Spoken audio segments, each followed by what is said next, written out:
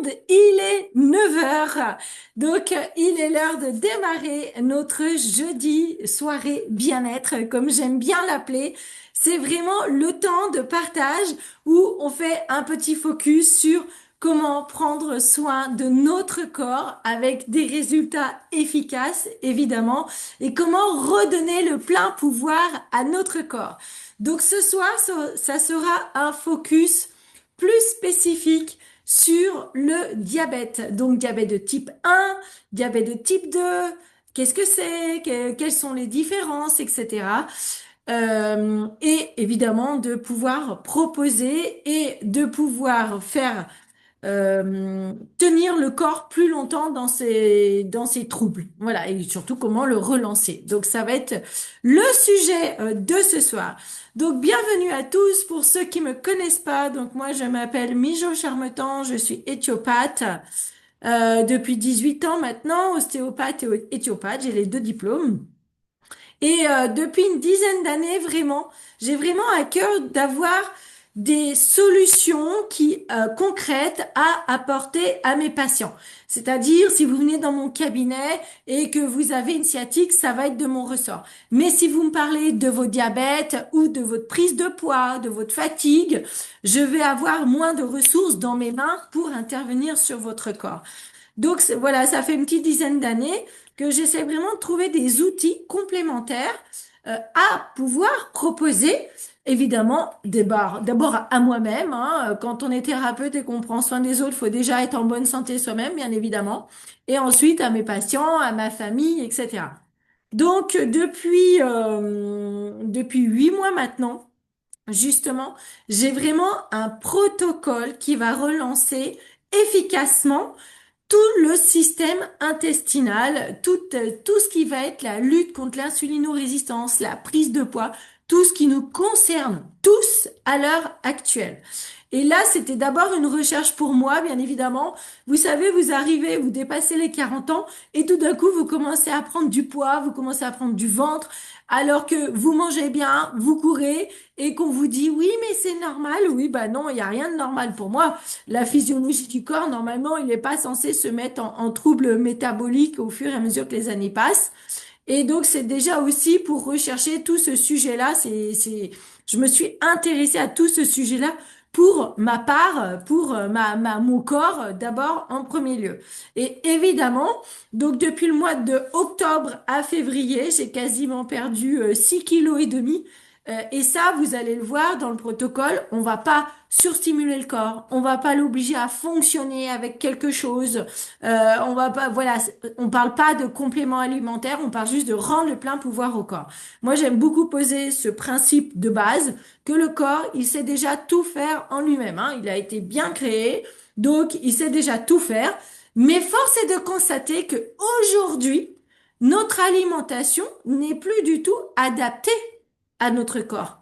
Notre alimentation depuis l'agriculture intensive, on va dire depuis les années 1950, a tellement été modifiée qu'aujourd'hui, le principe de dire que ton aliment soit ton médicament, ça n'existe plus, c'est plus possible de le dire.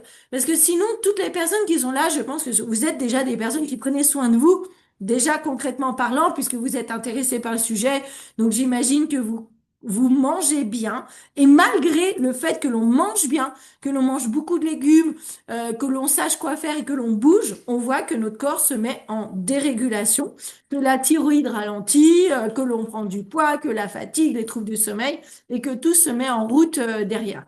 Donc voilà, donc là c'est vraiment, on va pas proposer quelque chose qui, moi j'ai horreur de ça, d'aller surstimuler le corps et puis dès que vous arrêtez, ben c'est fini et puis le corps il a un rebond et il reprend tout ce qu'il a perdu ou tout ce qui a été gagné en métabolisme, en remise en route de fonctionnement, c'est perdu. Là on va juste redonner ce dont l'alimentation nous prive à l'heure actuelle. Donc je vais partager mon écran pour que ce soit plus facile pour vous. Alors, l'idée, c'est vraiment de partager des connaissances, que tout le monde reparte avec des réponses concrètes et de décider. Donc, souvent, je fais des thèmes généraux sur l'insulinorésistance, comment ça se met en place et tout. Et quelquefois, donc, je fais des zooms spécifiques, comme ce soir. Donc là, on parle du diabète. J'ai fait sur la dépression, j'ai fait sur la fibromyalgie, sur voilà. Donc souvent, je fais des liens parce qu'aujourd'hui, dans la médecine allopathique, on va vous traiter le ventre, la tête, votre TDAH, votre manque, vos pertes de mémoire, sans faire de lien entre tout ça. Alors que évidemment, tout est lié dans le corps, hein, d'accord? Donc voilà, ce soir, c'est un petit focus, on peut dire, parce que souvent les gens me demandent, mais c'est quoi la différence entre le diabète de type 1, diabète de type 2? Est-ce qu'on peut quand même avoir des résultats sur le diabète de type 1? Donc ce soir, on parle de ça. Donc comment ça va vous se passer? Donc très rapidement, hein, c'est pas un grand cours pour vous en mettre plein la tête pendant 3 heures. C'est vraiment de comprendre donc la différence de mise en place des deux diabètes, bien évidemment, et évidemment comment intervenir dessus de façon concrète. Et à la fin, j'ouvrirai les micros pour que vous ayez le droit de poser vos questions, d'apporter votre témoignage et d'intervenir. Si je fais des zooms en direct, c'est vraiment pour que vous puissiez prendre la parole. Donc n'hésitez pas, c'est fait pour. Sinon, j'enverrai juste une visio enregistrée. Mais c'est ce temps de partage, d'échange. Et les gens qui ont déjà commencé, qui font leur retour, c'est extrêmement riche et intéressant. Et surtout, osez poser vos questions, bien entendu. Le diabète, à l'heure actuelle, vous connaissez tous quelqu'un autour de vous qui a le diabète. D'accord? Donc on peut dire c'est une épidémie à l'heure actuelle.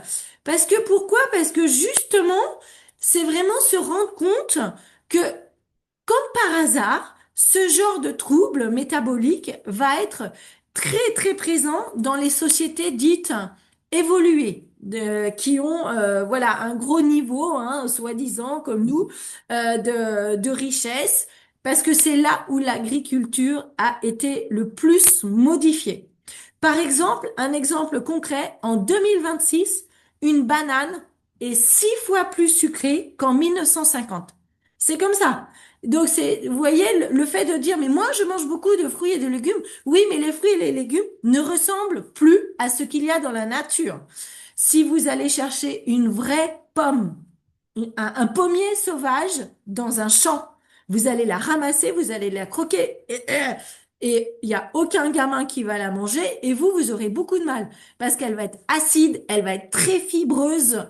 Et aujourd'hui, les pommes, les goûts sont travaillés pour que ce soit gonflé d'eau et que ce soit très sucré, que vous ayez envie d'en racheter. Il faut que ce soit gros, lourd, que ça pèse, parce qu'on paye au poids, et que le goût soit tout, voilà, les fibres, donc solubles, qui normalement composent énormément nos fruits et les légumes, ont été énormément enlevés dans cette nouvelle agriculture qui s'est mise en place.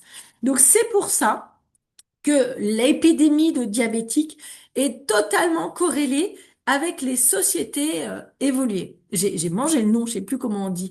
Voilà, donc je allez voir au fin fond de la savane les petites tribus qui continuent à cultiver leurs petits trucs dans leur jardin. Ils ont pas ces maladies neurologiques, ces maladies de diabète et autres. Vous vous rendez compte? On attend une augmentation de quasiment 50% d'ici 2045. Donc c'est complètement hallucinant. Évidemment, évidemment, la différence, on va la voir entre le diabète de type 1 et le diabète de type 2. Donc qu'est-ce que c'est le diabète de type 1? Donc souvent, vous l'apprenez très tôt.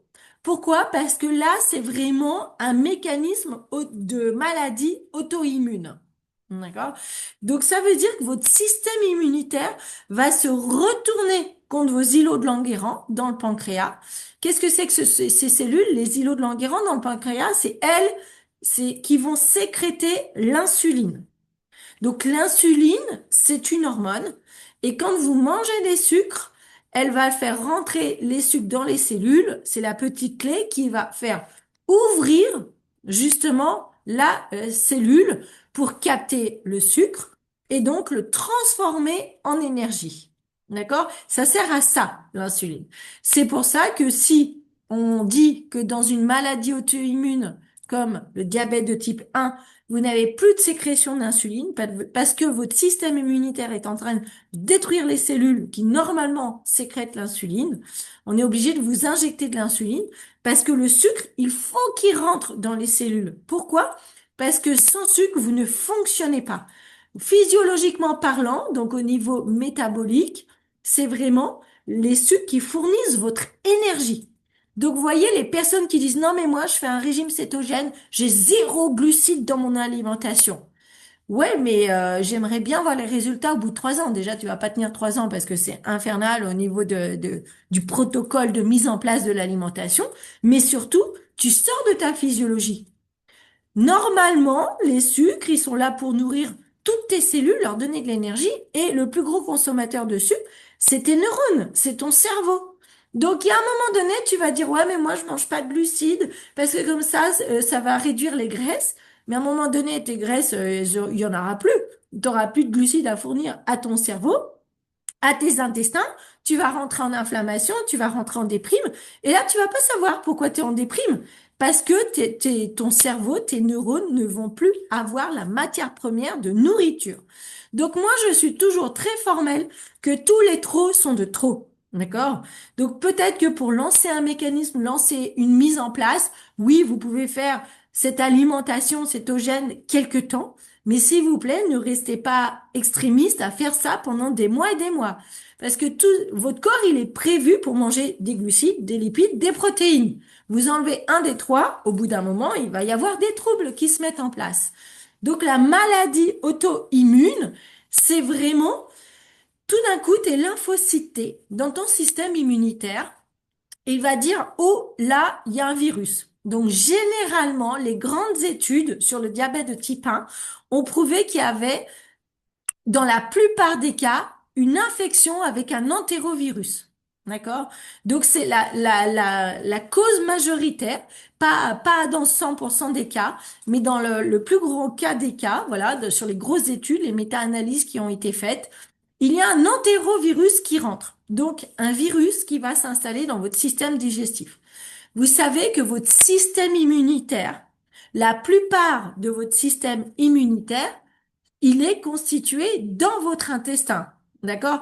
Tous ces tissus lymphoïdes, les plaques de Peyer, etc., qui sont dans votre intestin, sont là justement pour mettre en place et regarder tout ce que vous faites rentrer dans votre bouche.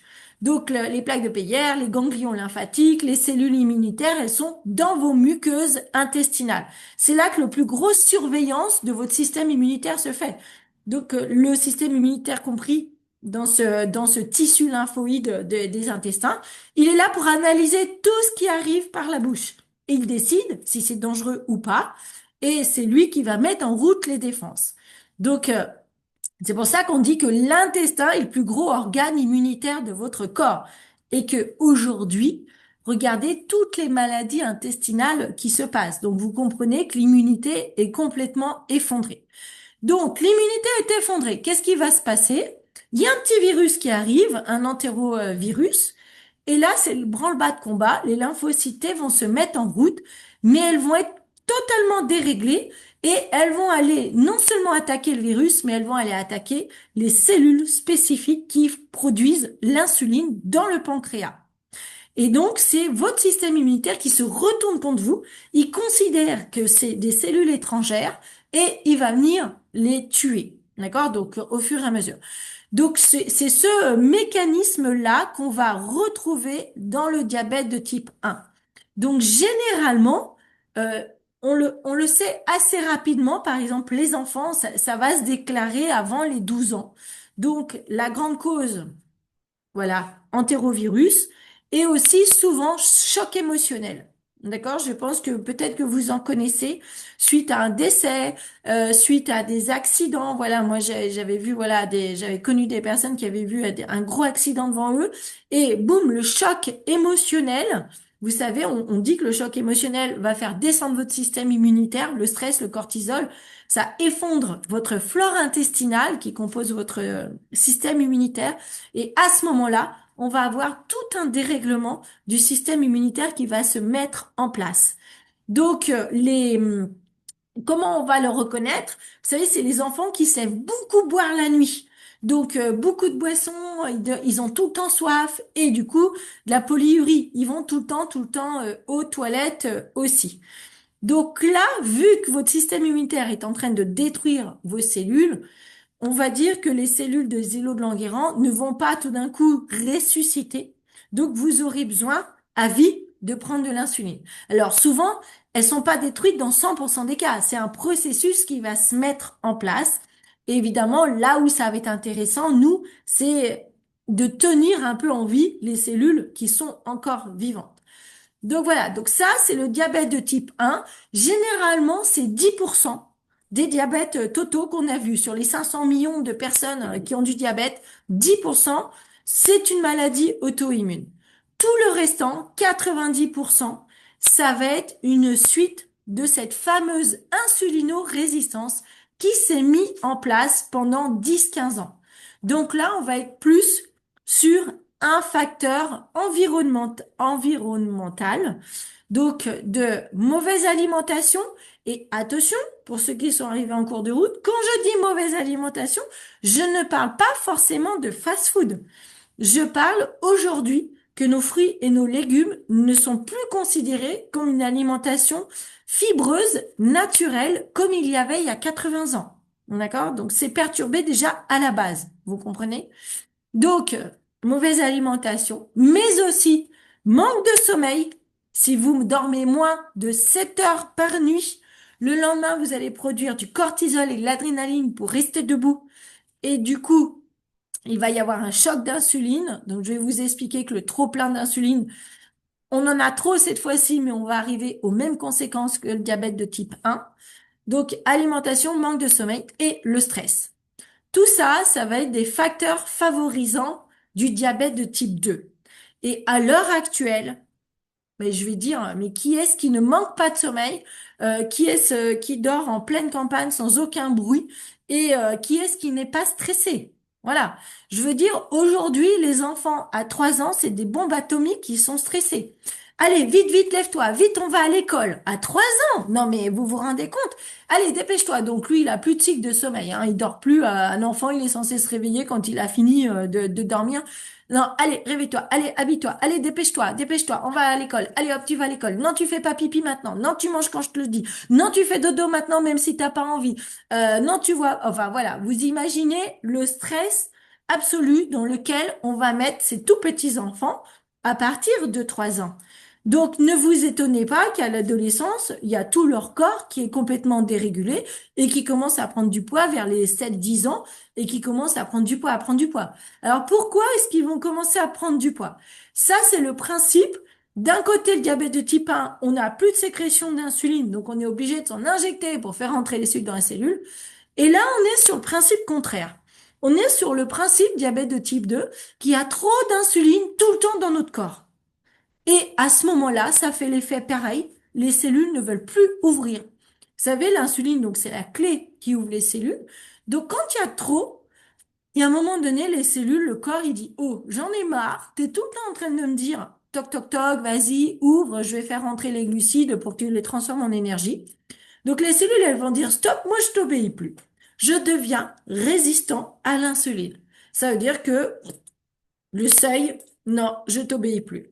Vous savez, c'est comme quelqu'un, moi j'ai une amie qui habite, j'aime bien donner cet exemple parce que c'est concret. J'ai une amie qui habite à Roissy-Charles de Gaulle, sous l'aéroport. Moi, quand je vais là-bas, je sais que je vais pas dormir, même si pendant 3 heures, il y a plus d'avions. C'est l'horreur. Il y a des avions toutes les 20 minutes, je crois, et ça fait un bruit, mais phénoménal. Et elle, ça doit faire 25 ans qu'elle habite là-bas, elle n'entend plus aucun avion. Parce que son cerveau est devenu résistant au son. Justement, pour arrêter d'être surstimulé, il a monté, il est très très intelligent, le corps, il s'adapte en permanence. Donc il a monté, hop, et dit, bah, maintenant, les avions, pour moi, c'est plus un bruit que je vais identifier en conscience. Évidemment, ton subconscient, il entend, mais pas en conscience. Et là, c'est la même chose. Au bout d'un moment, tu manges. Alors, tu manges trop sucré. Ça, certes, hein, tous les enfants qui mangent des cornflakes le matin ou autre, trop de sucre. Donc, tu vas du sucre, production d'insuline. D'accord? Tu vas manger tes cornflakes, tu vas manger tes gaufres avec du sirop d'érable, tu vas manger, parce que je dis ça parce que tout à l'heure, on va voir comment ça va faire baisser la production d'insuline derrière. Mais donc, ça veut dire, si tu manges du sucre, tu vas sécréter de l'insuline parce que l'insuline, elle est là pour ranger justement ces sucres dans les cellules. Donc, mais trop, tu dors mal, t'es stressé. L'insuline va être sécrétée en permanence parce que le stress, pourquoi on dit que ça fait grossir? Concrètement parlant, parce que ça va aller prendre des sucres qu'il y a dans le foie et dans les graisses et ça va les rebalancer dans le sang.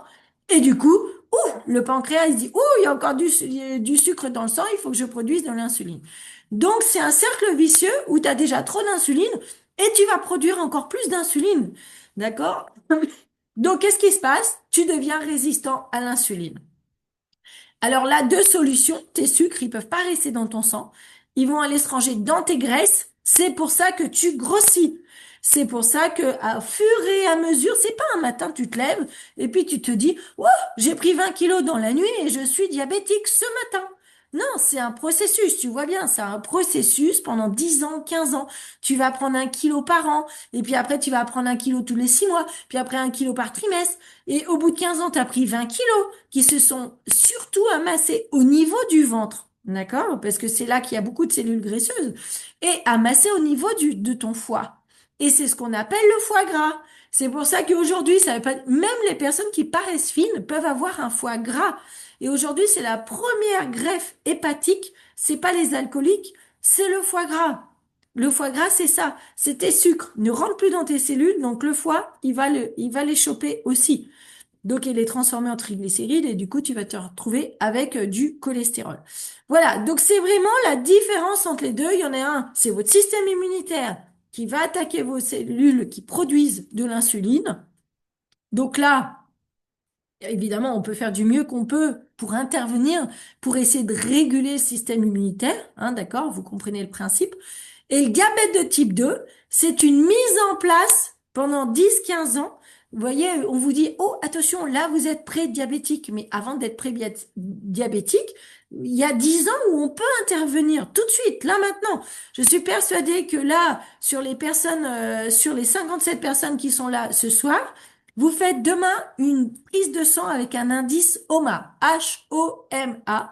Vous verrez que la plupart, on a un indice d'insulinorésistance. Donc là, on va pas tester la glycémie, parce que la glycémie, pour être maintenue normale, justement, le pancréas, il produit 15 fois trop d'insuline, parce que le signal, il est tellement haut qu'il faut en avoir une énorme dose pour que ça maintienne la normalité. Donc le test, la prise de sang HOMA, elle est là pour ça. Elle va tester le ratio, la proportionnalité entre ta glycémie et ton insuline. Tu comprends? Donc voilà la différence entre les deux. Donc évidemment, vu que c'est une installation progressive, avec la sédentarité, plus tu grossis, moins tu as envie de bouger, plus tu as un système inflammatoire, plus tu es inflammé, plus tu produis de cytokines et plus ton insulinorésistance va monter. Tu comprends le cercle vicieux infernal qui se met en place. Donc tu as voilà, imagine. Donc, tu as trop d'insuline. Tu vas avoir une inflammation de bas grade sur tout ton corps. Pour ça que les gens ont tous des tendinites à l'heure actuelle. Tu as trop d'insuline, ton intestin va être inflammé. Donc, tu vas avoir une dysbiose. Donc, ton microbiote, ta flore intestinale, tout ce qui va constituer la plupart de ton système immunitaire, va disparaître. La dysbiose, c'est la disparition de ta flore intestinale. L'autre jour, j'ai un ami qui m'a envoyé, alors vous savez qu'ils font des greffes fécales, donc sur des maladies auto-immunes ou autres, ils vont vous greffer donc les matières d'une autre personne qui a un bon microbiote. Non mais attendez, et même ils ont fait donc des gélules de caca, maintenant il m'a envoyé ça. C'est vraiment vrai pour te réensemencer en microbiote. Non mais il y a quand même des choses à faire avant, vous pouvez l'entretenir avant votre microbiote, d'accord? Avant d'arriver dans ces résultats-là. Donc voilà, donc c'est vraiment le fait de comprendre que en prévention, aujourd'hui, c'est quasiment obligatoire d'entretenir notre microbiote pour éviter d'être dans cette démarche de cercle vicieux qui va ne faire que s'amplifier au fil des années. Donc, si votre système intestinal est inflammé, bah, évidemment, il y aura tous les troubles digestifs que tout le monde a. Il y aura votre morale qui va descendre. La sérotonine, qu'est-ce que c'est? C'est une hormone digestive. Votre hormone du moral, l'hormone du bonheur, c'est une hormone qui est produite à 90% dans votre intestin.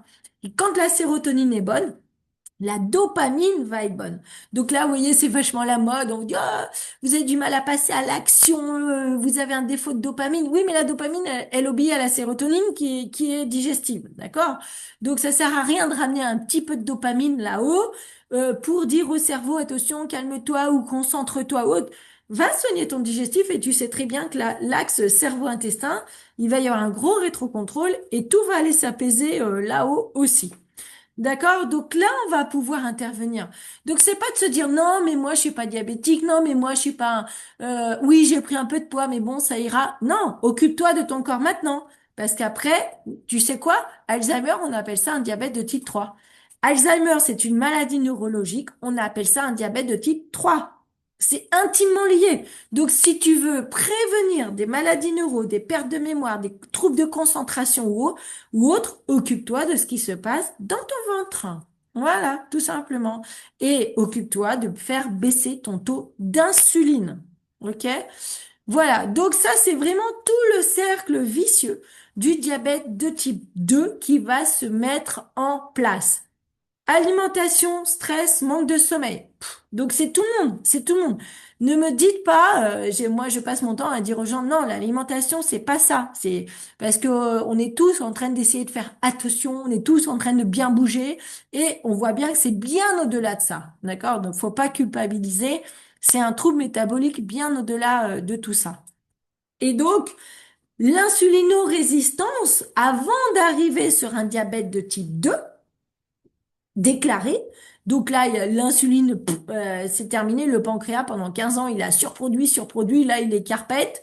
Donc le taux d'insuline va descendre. Ton taux de glycémie va monter. Ah, ça y est, monsieur, dame, vous avez une mauvaise analyse de sang. Donc là, on va pouvoir faire quelque chose. On va s'injecter de l'insuline chimique. Non, alors, reconnaissez tous les symptômes et vous verrez, c'est les symptômes que tout le monde a, hein. On prend du poids. On a mal un petit peu de partout, des tendinites, parce que il va y avoir une inflammation de bas grade, des troubles digestifs. Alors, c'est pas un tableau, il faut pas avoir tous les signes, mais tu peux avoir, selon ta constitution de base, selon ton patrimoine génétique, selon ton hygiène de vie, voilà, même des neuropathies. Les dernières études d'il y a un an, 80% des fibromyalgies sont dues au trop-plein d'insuline. 80%. Tu te rends compte? Donc, c'est pas la peine de prendre cette panoplie de produits chimiques neurologiques. Vas-y, fais baisser ton insuline, ça va faire baisser ton inflammation et ça va aller arrêter d'hyperexcitabilité et de faire perturber tes neurones, tout simplement. Que ce soit dans la fibro, que ce soit dans Alzheimer. Maintenant, Alzheimer, c'est reconnu, hein, c'est pas moi qui ai décidé de dire ça. On appelle ça un diabète de type 3 parce que l'insuline va venir dégrader tous tes neurones. D'accord? Et donc, on connaît hein, les troubles de vision, la fatigue.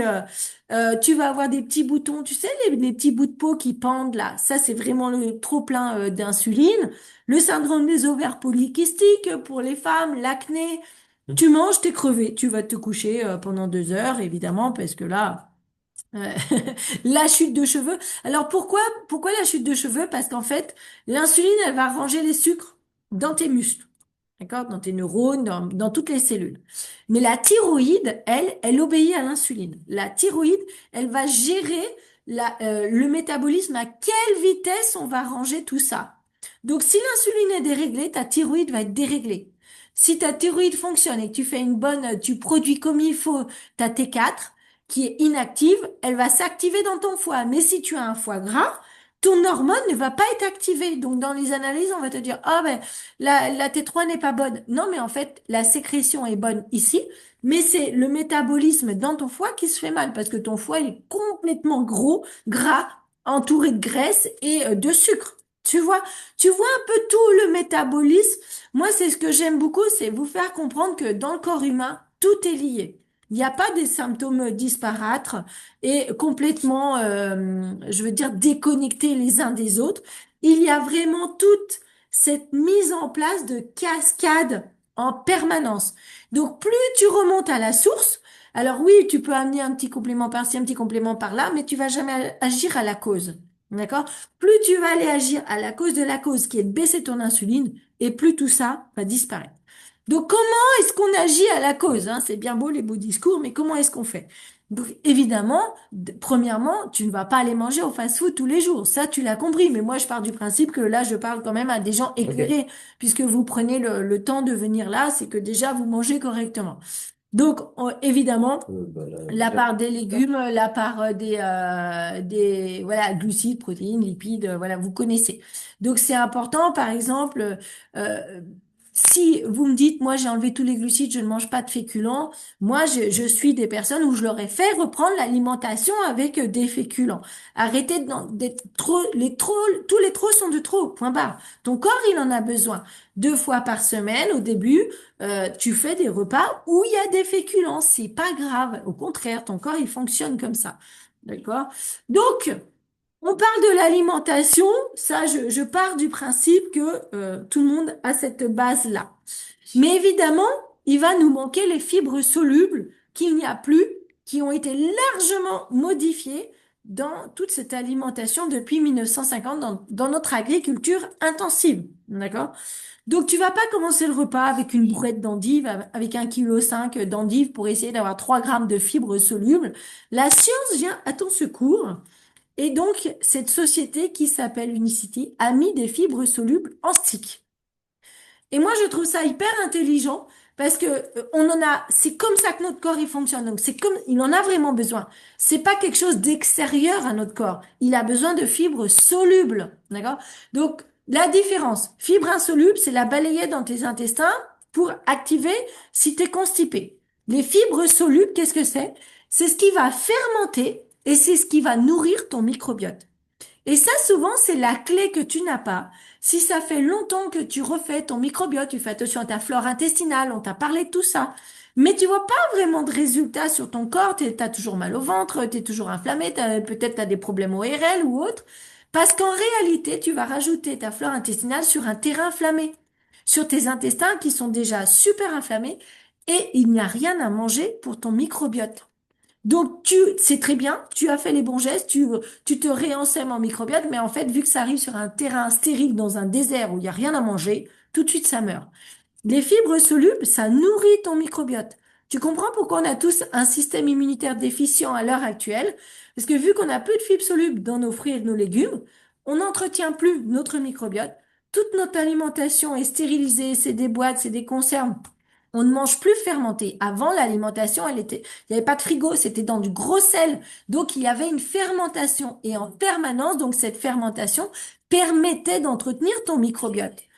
Tu vas pas me dire que tu manges de la choucroute tous les jours. Au contraire, tu vas me dire, j'ai mangé de la choucroute, ça m'a fait mal au ventre. Ah, bah oui, parce que ça a remis en route un système que tu n'as plus. Le faux septique, là-bas, dans ton ventre, ça ne fonctionne plus.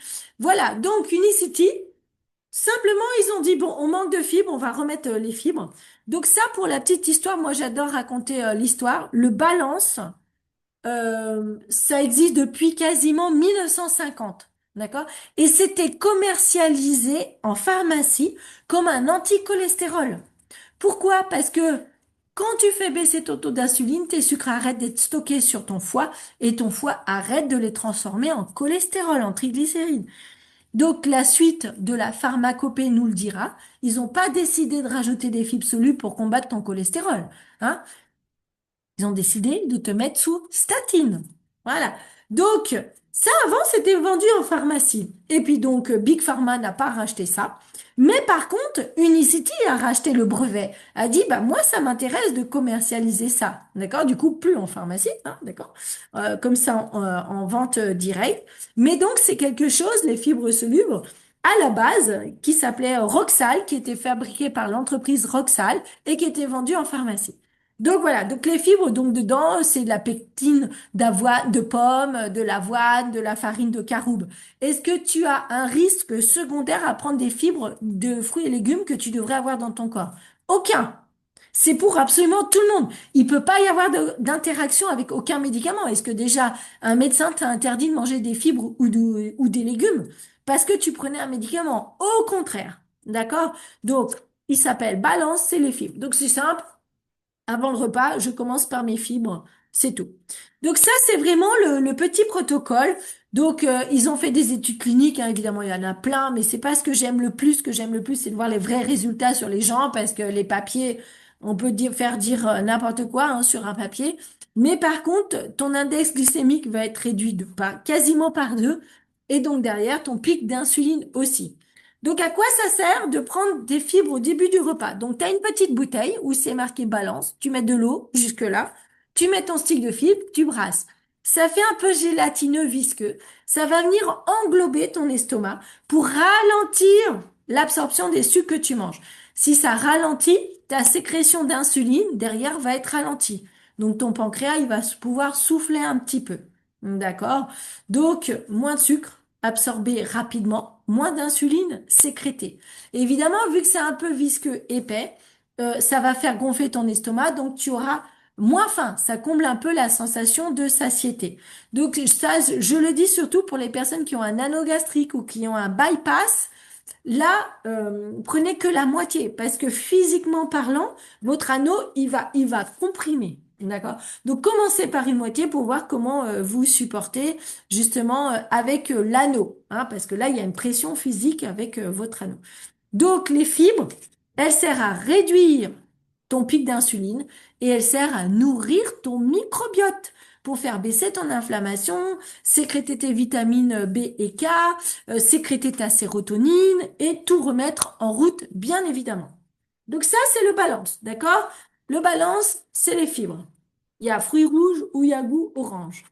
Et ensuite, on accompagne par un concentré de yerba maté. Alors ça, c'est, vous savez certainement, vous avez entendu parler de l'Ozempic. C'est un peu un Ozempic naturel parce que c'est un précurseur du GLP-1, donc qui est l'hormone de satiété.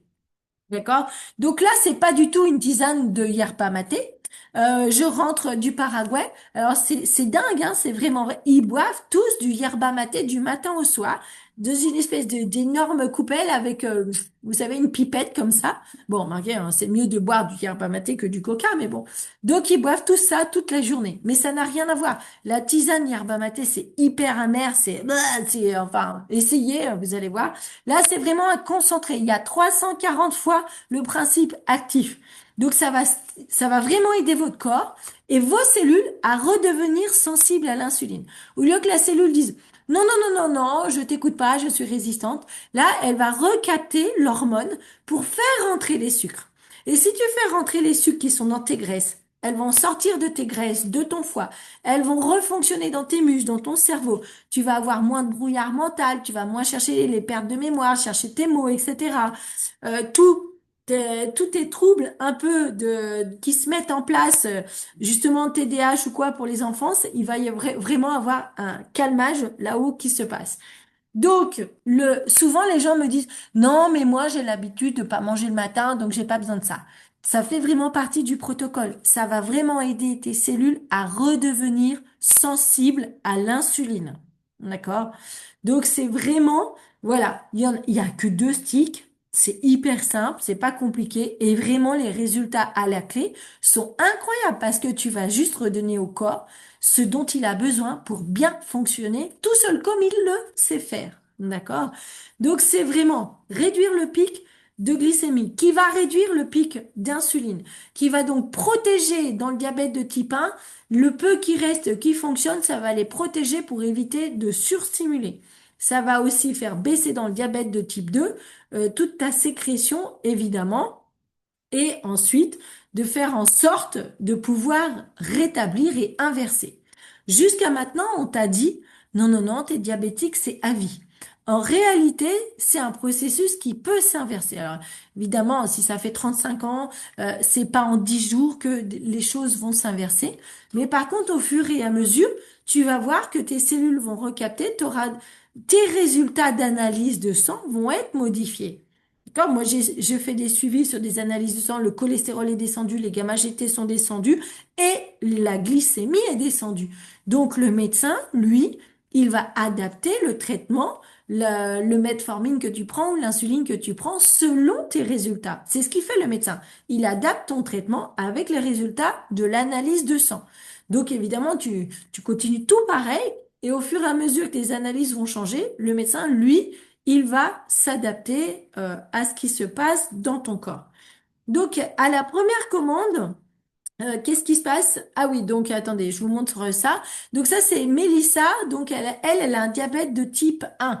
Donc avec tous les problèmes hein, de cholestérol, la prise de poids, les problèmes de rétine, etc. Et ça lui a permis de diminuer justement les unités d'insuline par jour. OK? Donc diabète de type 2. Voilà, l'hémoglobine glyquée qui passe de 6,4 à 5,7. Et sa maman, donc, n'a plus du tout besoin d'insuline alors qu'elle en prenait 4 fois par jour. Voilà, ça, c'est des gens que je connais pas. Je vais vous montrer un témoignage de Michel. Donc, vous voyez, je suis avec elle, donc je la connais. Et parce que c'est toujours intéressant, évidemment, d'avoir un visuel. Donc, j'espère que le son va marcher. Allez, je suis avec Michel. Michel. Alors, Michel, tu as démarré un protocole pour vaincre ton insulinorésistance, mais est-ce que tu y croyais ou pas au départ? Pas du tout. Pas du tout. Donc, elle s'est dit, je vais essayer de faire ça. Donc, tu as Perdre du poids aussi. voilà. Et donc, évidemment, donc elle avait assisté aux conférences, elle avait compris que si tu luttais contre ton insulinorésistance, tu allais déstocker, donc tu allais perdre du poids. Mais du coup, vu qu'elle n'y a pas cru une seconde, t'as pas pris tes mesures. Non. Ça fait combien de temps là que tu fais le protocole? Je finis le 3e mois. D'accord. Qu'est-ce que tu as pu remarquer déjà sur ton corps physique? Ben, j'ai maigri. Ah, ça marche alors? Ouais. Mon ventre commence à s'aplatir. T'as perdu combien de trous de ceinture, tu me disais? Alors, j'étais au premier trou du ceinturon et je suis au 4e. Ah, Des yes. pantalons que j'avais pas mis depuis 4-5 ans. Et que t'es allé rechercher alors dans le grenier? Dans mon placard parce que j'espère toujours perdre du poids. Voilà. Et aussi, est-ce que tu peux nous faire tes retours sur ta glycémie, sur ton diabète? Alors, mon diabète, j'étais à 14 unités d'insuline. Je suis passée à 8. Ouais, J'ai super. supprimé 2 cachets le matin. Avec l'accord du médecin, bien entendu. Ah, pardon, je mets des gens dans la salle d'attente. Parce qu'au fur et à mesure que les analyses descendent, Voilà. eh ben, il y a moins besoin de prendre des cachets en face. Eh C'est ben, vraiment- j'étais à 7,9 en hémoglobine glyquée. Là, je suis à 7,4. Ouais, bien ça. Donc tout bouge tranquillement en 3 mois. Le diabète qui se stabilise, des médicaments en moins, des trous de ceinture et donc dernier petit Ah, truc, des cheveux qui repoussent. des cheveux qui repoussent. Parce qu'ils étaient un peu clairsemés. Et... Voilà, je vais arrêter là. Attendez, j'espère que le son, je vois que vous avez écrit. Le son est très mauvais. Ah, ok.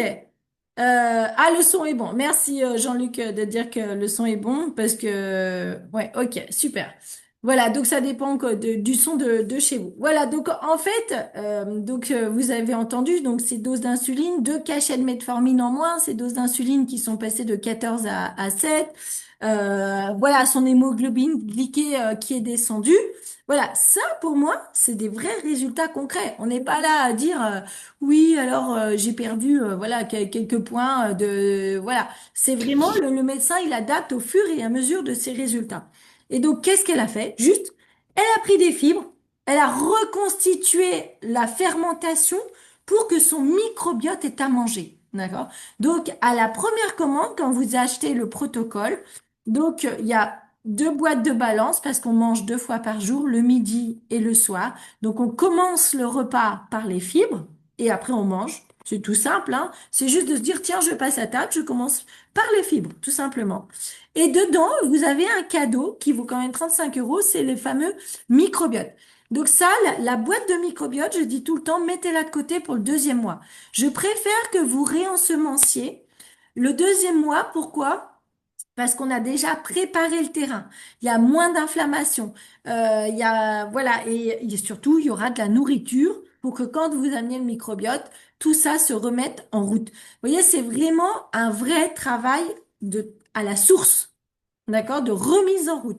Donc, c'est pas en un claquement de doigts, mais par contre, vous voyez, en 3 mois, il y a vraiment des énormes résultats. Et si au bout de 3 mois, vous n'êtes pas du tout content, vous redemandez le remboursement à 100% et la boîte vous rembourse sans vous faire tout un tableau clinique de oui, mais pourquoi, gna gna gna. C'est remplissez le tableau, vous avez bien pris votre Unimaté le matin, vous avez bien pris votre balance, d'accord, vous n'êtes pas content, on vous rembourse. Voilà, ça c'est clair et net, hein.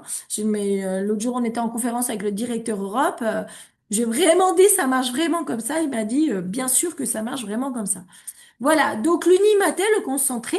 Donc c'est pareil, dans la bouteille, vous avez une marque, là, Unimaté, vous mettez de l'eau.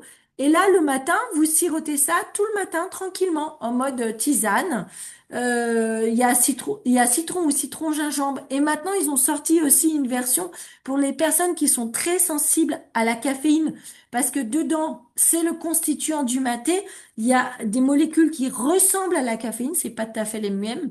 Mais donc, ils ont sorti un unimaté sans cette molécule-là. Donc, si vous êtes très sensible et que vous la préférez, ou que vous avez des enfants. Voilà, donc là, vous pouvez vraiment regarder tout ça. Et donc, l'unimaté, le matin, on le sirote le matin parce que comme ça permet à notre corps de se remettre en route tranquillement. Et donc, on ne déjeune pas le matin. On fait un jeûne intermittent. Donc moi je dis tout le temps, faut pas être extrémiste. Si vraiment vous me dites ah non mais moi pour l'instant c'est impossible, je vais vous dire voilà, déjeunez, mais au moins ne prenez pas un déjeuner sucré, prenez des œufs, prenez du fromage, prenez des protéines et au pire prenez-moi aussi un balance avant puisque vous voulez pas faire le jeûne. Mais au début je demande aux personnes de pas se casser la tête à changer quoi que ce soit dans l'alimentation parce que oui on va changer mais ça va tenir 4 jours et puis après on a voilà ça déclenche une fringale sucrée parce que ton cerveau il est en manque, donc il va te déclencher. Donc c'est comme un drogué, tu peux pas te contrôler. Il va te déclencher une manipulation chimique pour dire ah bah moi du sucre. Donc tu vas dire ah mais j'ai pas de volonté, tu culpabilises. Alors que non, c'est parce que tu ne peux pas. Tu as une fausse information que ton corps il croit que tu n'as pas amené de sucre parce que le sucre n'est pas rentré. D'accord? Donc au début je dis ne changez rien et vous allez voir qu'au fur et à mesure votre métabolisme va changer. Et après vous allez passer à côté de votre petit gâteau préféré et vous allez dire ah ben non, ben là j'en ai pas envie. Et ça va être très drôle hein, de faire ça. Parce que vraiment, votre cerveau va arrêter de vous manipuler au niveau chimie.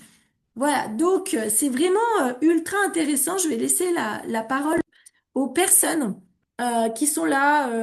Alors j'avais mis Michel parce que en vidéo parce que je savais pas si elle allait être là ce soir, mais si elle est là ou s'il y en a d'autres qui ont vu ou peut constater que leur glycémie est descendue de quelques points ou autre, c'est toujours intéressant d'avoir vos retours. Alors attendez, je vais réouvrir les micros, tout, tout, tout. Alors le mieux pour que je vous voie, si vous voulez prendre la parole, vous savez, vous cliquez en bas sur réagir et lever la main. Comme ça s'affiche devant moi, comme ça je peux vous cliquer et vous passer la parole. Alors n'hésitez pas à ouvrir votre micro et bah, si vous avez besoin que je revienne sur un petit sujet, si vous avez besoin de raconter votre tout ou autre, même si c'est pas forcément spécifiquement sur la glycémie au départ, sur votre poids, sur votre humeur, sur comment vous vous sentez, voilà, pour dire aux personnes qui commencent. Qu'est-ce que vous avez pu ressentir? Oui, Agnès, bonjour Agnès.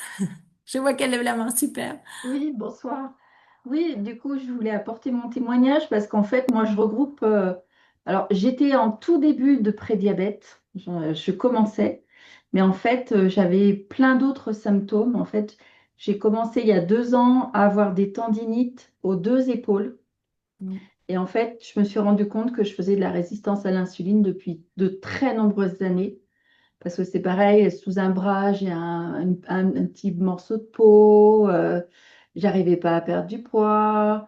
Et puis en fait, ça s'est déclenché Un peu sur de en la, de fibro de la aussi, non? fibromyalgie. Ah ouais. Mm. Et donc là, j'apporte mon témoignage parce que je suis à 2 mois et demi, quasiment. J'ai attaqué mon troisième mois.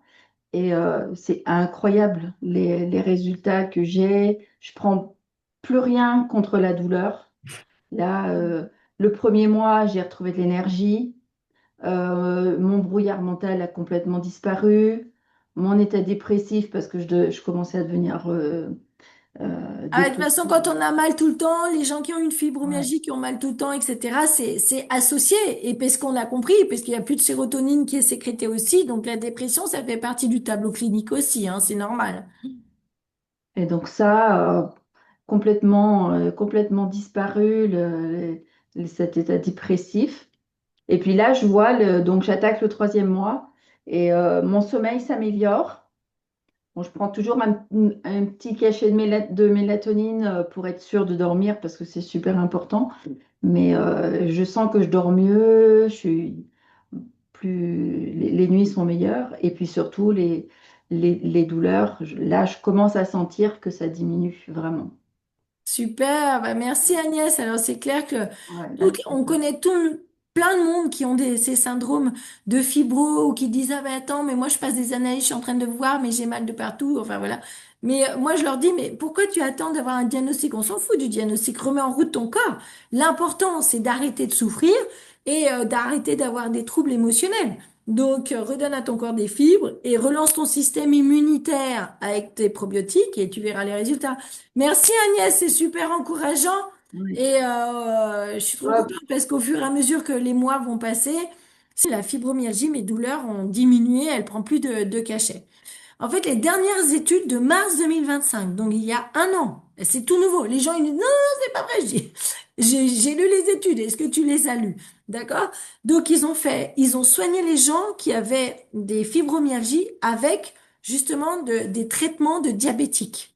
Et c'est là qu'ils ont vu que le trop plein d'insuline dans le corps, l'insuline va aller rendre hyper sensible la gaine des nerfs. C'est pour ça que les gens qui ont des fibros décrivent des douleurs immenses. Tu vois, elles dépassent, elles disent, mais c'est intolérable. Parce qu'en réalité, il y a une altération de la sensibilité due à l'insuline. D'accord? Donc, plus tu vas baisser ton insuline, et moins tu vas avoir d'inflammation de bas gras dans ton corps, et moins tu vas avoir une destruction et une hypersensibilité de tes neurones. C'est comme ça que tu vas avoir une action sur la douleur. Et donc, là, c'est vraiment une action sur le long terme. Parce qu'on va rendre le corps au pouvoir. On va juste lui redonner ce dont il a besoin pour bien fonctionner. Donc des fibres du microbiote. Ton microbiote, c'est ton système immunitaire. S'il fonctionne, il va arrêter d'aller se retourner contre toi, déjà. Et il va arrêter d'aller augmenter toute cette inflammation